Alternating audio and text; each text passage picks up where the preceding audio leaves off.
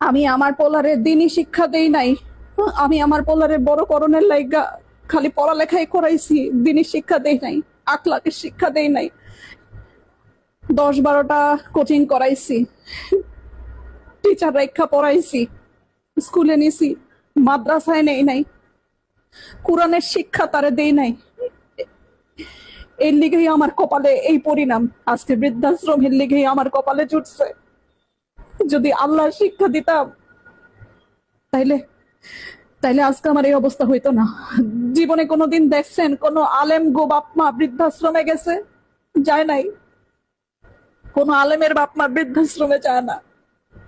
যায় আমগো মতো যারা বাপ মা স্বশিক্ষায় শিক্ষিত কইরা উচ্চতর ডিগ্রি দেই, তাগো পোলাপানরাই এক সময় বড় হইয়া চক্ষু ফুইটা যায়। আর তাগো পোলাপানরাই বাপ মারে পাঠায় বৃদ্ধাশ্রমে। আর নাইলে সুদূরে গিয়া বইসা থাকে, বাপ মার খেয়াল রাখে না, খালি নিজেরটা বুঝে। এটা একটা মায়ের আর্তনাদ, একটা মায়ের কথা।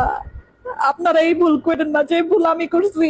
পোলাপানের দিনে শিক্ষা দিয়েন, পোলাপানে আল্লাহর রাস্তায় পাঠায়েন, উচ্চ শিক্ষায় শিক্ষিত করেন, কিন্তু ধর্ম শিক্ষা দিয়েন।